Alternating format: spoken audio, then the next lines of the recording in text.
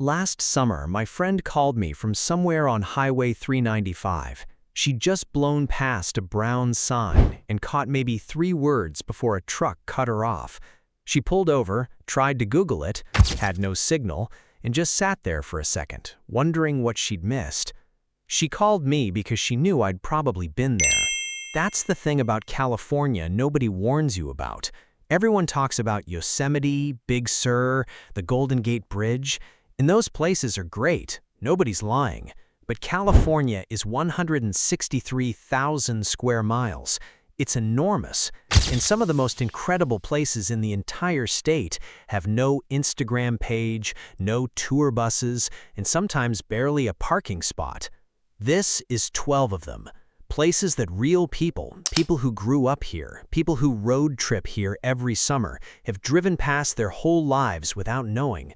We're going from the ones you've almost heard of, all the way down to number 1, which is a place so quiet and so strange and so beautiful that it honestly feels unfair that more people don't know it exists. Everything on this list is real and verified. Let's go. Number 12. Antelope Valley, California Poppy Reserve, Lancaster. Most people have seen the photos. Millions of orange poppies covering entire hills, so thick and so bright it looks like someone poured paint over the whole landscape. You've probably seen it on your phone and thought, I should go there someday. Most people never go. The Antelope Valley, California Poppy Reserve is just outside Lancaster on a flat desert road called Avenue I. It's less than 2 hours from downtown Los Angeles. During a good bloom year, when winter gets enough rain, the hills turn so completely orange that pilots flying overhead can actually see it from the sky. That's not an exaggeration, that really happens. But the timing is tricky. The flowers only bloom for 2 to 4 weeks, usually somewhere between late February and April, and it shifts every year based on how much it rained. There's an actual poppy hotline, a real phone number that gives weekly updates on how the bloom is looking. That's how much people care about this. What makes this a real wonder and not just a pretty field is the scale of it, and the fact that it doesn't last. A bad rain year means you drive out and find brown, scrubby bushes. A good year means you pull over on the side of the road and feel like you accidentally left California. Most people cluster near the visitor center when they arrive.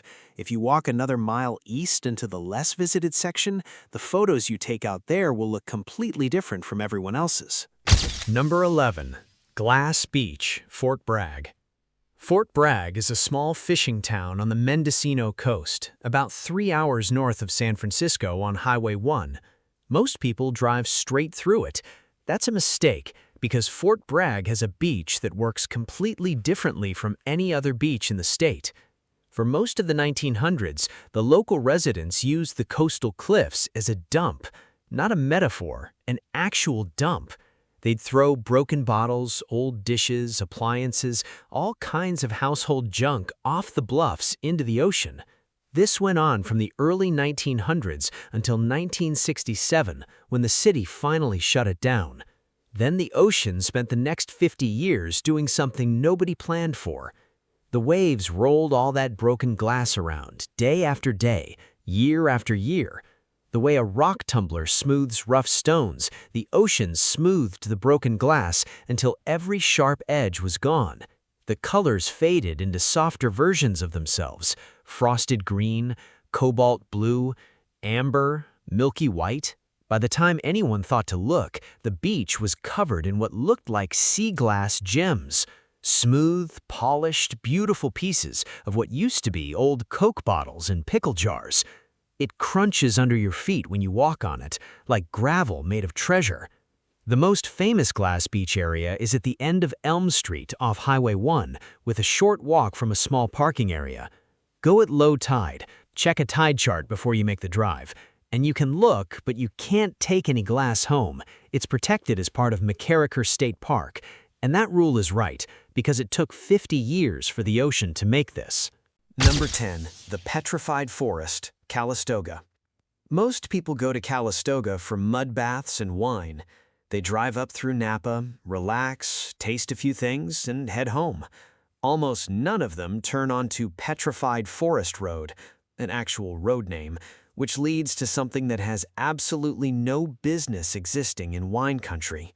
About 3.4 million years ago, a nearby volcano erupted and buried an entire redwood forest under volcanic ash.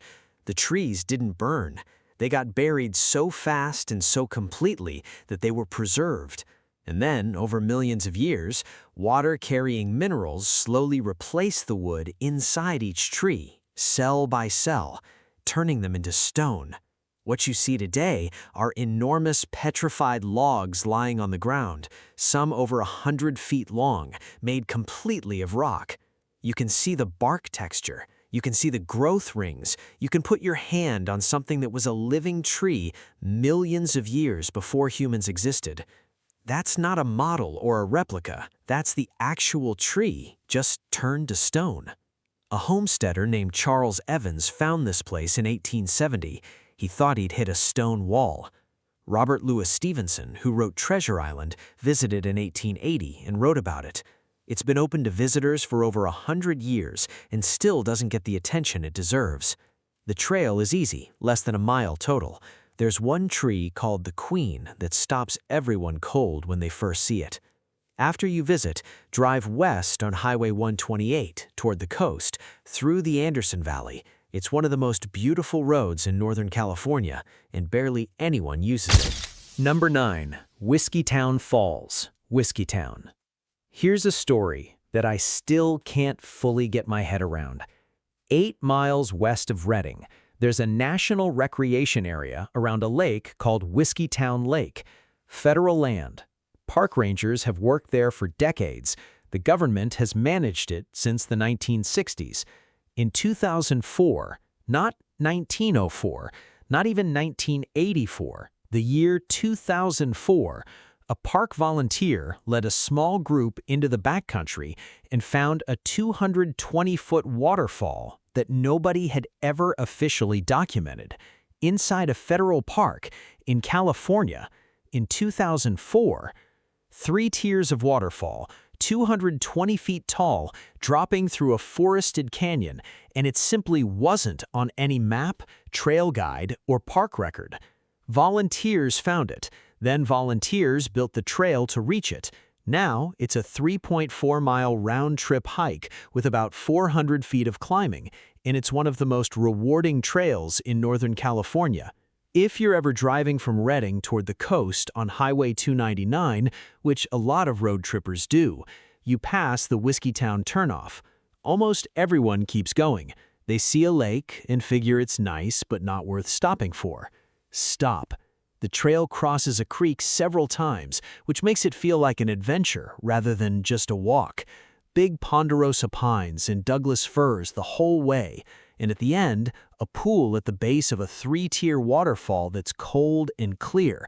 It makes you feel like road trips still have magic in them. Number 8. Devil's Postpile National Monument, Mammoth Lakes.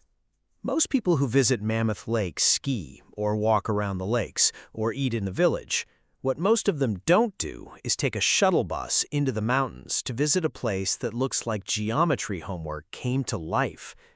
Devil's Postpile is a wall of basalt columns, over 400 of them, standing nearly perfectly six-sided, rising 60 feet high. A lava flow about 100,000 years ago cooled so slowly and so evenly that as it shrank, it cracked into these hexagonal columns with almost mathematical precision, like a giant honeycomb made of rock standing straight up. Then glaciers came through and shaved the tops off many of the columns, leaving a flat, naturally tiled floor at the base that people walk across and genuinely cannot stop taking pictures of. From the Postpile, it's another 2.5 miles to Rainbow Falls, a 101-foot waterfall, where on summer mornings when the light is right, an actual rainbow forms in the mist. The whole trip is one of the most visually strange and wonderful things you can do in California. You can't drive yourself there during the summer season. You take a mandatory shuttle from Mammoth Mountain, which runs every 20 minutes and takes about 45 minutes each way. This is actually what keeps the place from getting overwhelmed. You just step off the bus into old-growth forest and walk to something incredible. No parking fight, no line stretching to the highway, just the trees and the columns and the falls. If you're the kind of person who actually slows down for brown highway signs, you've probably already hit subscribe. If you haven't, it's right there. New video every week. Number 7. Mono Lake Tufa Towers, Lee Vining. If you've ever driven Highway 395 between Los Angeles and Reno, you've seen Mono Lake from the highway. That big, pale blue lake to the east with strange white formations sticking up from the water. You probably thought it looked interesting. You probably kept driving. Pull over next time. Mono Lake is about 760,000 years old, which makes it one of the oldest lakes in North America. It has no outlet. No river flows out of it. Water flows in from the Sierra Nevada mountains, but only leaves by evaporating, which over hundreds of thousands of years has made it 2 to 3 times saltier than the ocean. Here's where it gets interesting. When freshwater springs bubble up through the lake's floor, the calcium in that freshwater mixes with the carbonates in the salty lake water and slowly builds up into limestone columns. Over thousands of years, these grew into spires and towers and formations rising up to 30 feet above the waterline. They look like something from a different planet. There's a 1-mile flat walk at the South Tufa area that goes right through these formations. It takes about an hour. Sunrise and sunset are the best times. The light hits the white limestone and the shallow water turns gold, and it gets very quiet. And you understand why people drive 12 hours for this. Mono Lake almost didn't survive. Los Angeles diverted the mountain streams feeding it starting in 1941, and the water level dropped 45 feet over the next few decades. A local conservation group called the Mono Lake Committee spent 20 years in court fighting to save it and won in 1994. The lake is recovering. Knowing that makes the visit feel different, like you're seeing something that nearly disappeared. Number 6. Artist's Palette, Death Valley. Most people go to Death Valley, drive to Badwater Basin, take a photo next to the lowest point in North America sign, have lunch, and leave. They've technically been to Death Valley. They've seen almost nothing. About 8 miles south of Furnace Creek, there's a 9-mile, one-way road called Artist's Drive. About halfway through the loop, you park and take a short walk to a hillside that looks like someone went at it with 50 different colors of paint. Except nobody painted it. The colors come from minerals in the rock. Deep red from iron oxide, pink and yellow from other iron compounds, green from mica, purple from manganese. The whole hillside is layered in these colors that don't look like they belong in a desert, and in late afternoon, when the sun drops low, they seem to glow from inside. Photographers have been coming here for decades, and they still can't quite capture what it actually looks like in person. Death Valley is genuinely dangerous in summer. Temperatures above 120 degrees Fahrenheit happen regularly in July and August, and cars break down on Badwater Road every single summer season. November through March is when to go. The park is the largest in the continental United States, 3.4 million acres, and gets fewer annual visitors than Yosemite, which is 8 times smaller. On a Tuesday in January, you can stand in front of this painted hillside and hear nothing except wind. Number 5. The Enchanted Forest, Shelter Cove. There's a part of the California coast where Highway 1 simply doesn't exist. The mountains come straight down to the ocean too steeply to build a road there, so the highway cuts inland and leaves behind 68 miles of coastline that's some of the most remote land in the entire continental United States. People call it the Lost Coast. Inside that stretch of coast, in an old-growth redwood forest near the ocean, is a grove of trees that don't look like any trees you've ever seen. These redwoods grew for centuries in brutal Pacific winds and salt spray. Instead of going straight up like most redwoods, they bent. They split into multiple trunks from the same base. They curved outward and upward in shapes that look like arms reaching toward the sky, or like the arms of a candelabra, which is an old-fashioned multi-armed candle holder. Some individual trees have 4 or 5 separate trunks, all sweeping dramatically in different directions from a single base. The whole grove has a look that's hard to describe, twisted and ancient and strangely graceful at the same time. Getting there requires driving dirt roads and hiking part of the Lost Coast Trail. It's not a casual stop. It takes planning, a map, and some commitment. But that's precisely why it looks the way it does. The difficulty is the protection. There are no signs, no cell service, no gift shop. Just old trees in the fog, shaped by centuries of wind, and the sound of the ocean somewhere beyond the tree line. Number 4. The Slot Canyon, Borrego Springs. Let me just describe what it feels like to be inside the Slot Canyon, because the facts alone don't do it. You're moving through a passage of rock, sideways, not crouching, sideways, because that's the only way to fit. The walls are close enough that you can touch both sides at once with your elbows. Above your head, the canyon rises 30 to 50 feet, and there's a narrow gap at the very top where light comes through. That light travels all the way down and hits the walls in a way that makes them glow softly, warm tan and cream and faded orange. The rock feels almost smooth under your hands because centuries of flash floods polished it that way. You come out the other side feeling slightly different than when you went in. Not dramatically different, just a little bit rearranged. Anza Borrego Desert State Park is the largest state park in California at 600,000 acres, bigger than the state of Rhode Island. Most visitors come to the town of Borrego Springs, see the giant metal sculptures scattered across the desert floor, a 350-foot-long serpent, woolly mammoths, saber-toothed cats, all free and open to anyone who finds them, and head home. Almost none of them find the slot. To get there, you drive south on Highway S2, turn onto a dirt road called Palm Wash Road, and hike 0.8 miles, less than a mile, and it leads to something that looks like a smaller version of the famous Antelope Canyon in Arizona, without the tour groups, the timed entry tickets, or the $70 fee. Number 3. MacArthur Burney Falls, Burney. In 1903, Theodore Roosevelt stood at the top of this waterfall and called it the 8th wonder of the world. Then he left, and somehow more than 100 years later, it still doesn't draw the crowds it deserves. Burney Falls drops 129 feet, which is already spectacular, but the height isn't actually what makes it extraordinary. The volcanic rock behind the falls is full of tiny holes, porous like a sponge, and the water table here sits above the top of the cliff.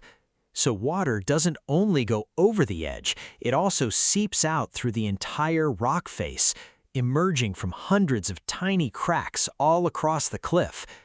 You get the main cascade, plus hundreds of smaller trickles all falling from the rock itself at the same time. The whole cliff weeps water. This also means the falls run at around 100 million gallons per day, pretty much all year round. During a drought year, when most California waterfalls slow to a trickle or dry up completely, Burney Falls keeps going, because the water is mostly coming from underground, not from snowmelts or rain. The park sits on Highway 89, about 11 miles north of the Highway 299 junction near the town of Burney. If you're driving from Redding toward Lassen Volcanic National Park, which is a great road trip on its own, this is a 2-hour addition to your day that Theodore Roosevelt thought was one of the 8 most incredible things on Earth. The viewpoint from the parking area puts you close enough to feel the mist. There's a trail down to the base, and the campground here, tucked in the pines next to a lake, is one of the quieter and more beautiful places to sleep in all of Northern California.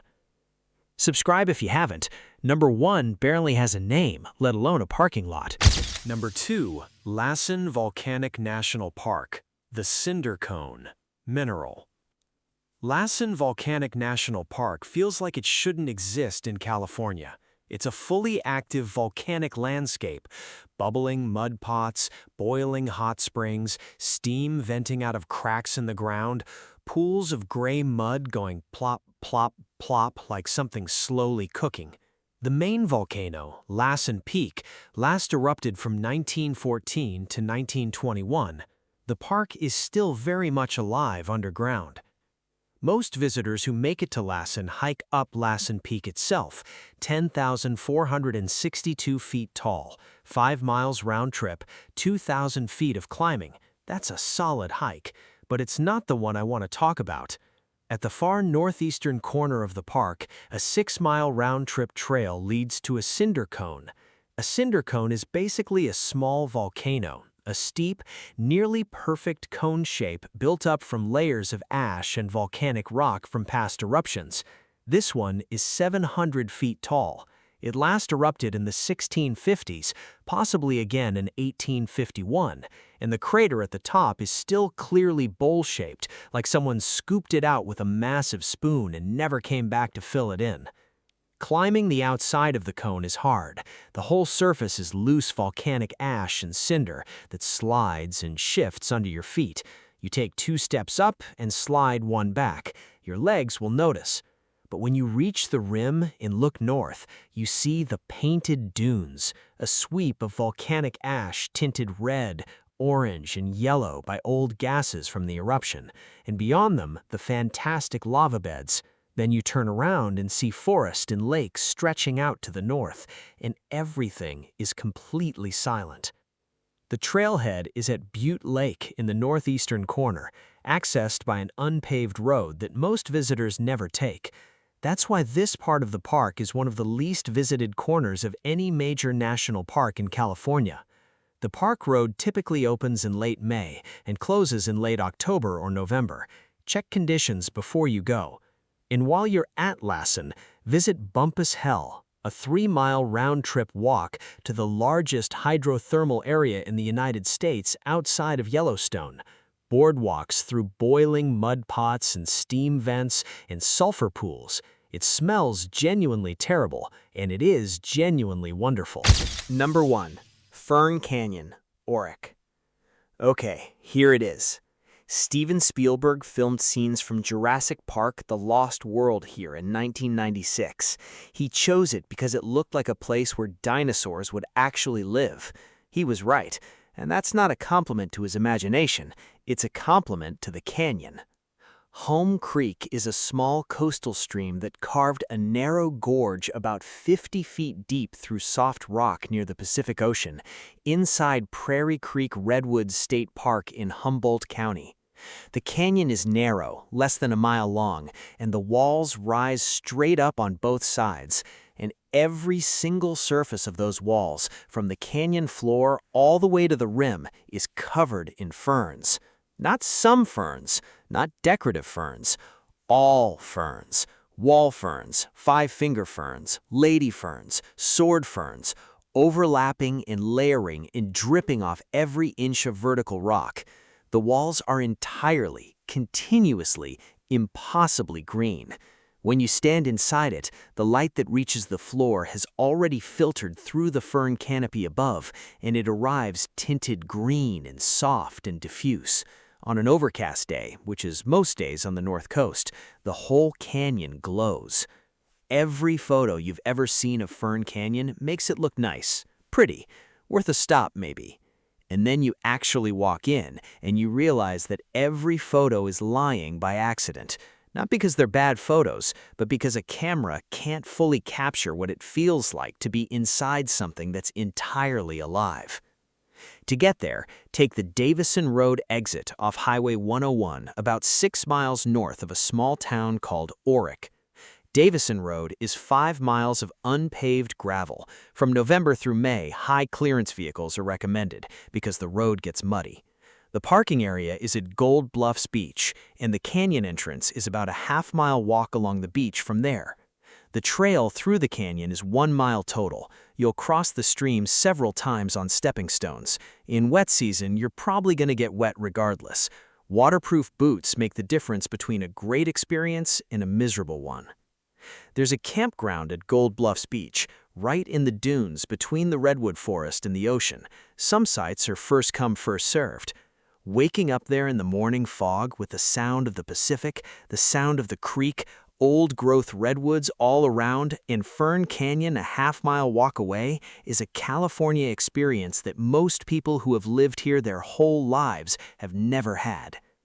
It's 5.5 hours from San Francisco without stops. It's not a day trip, and it shouldn't be.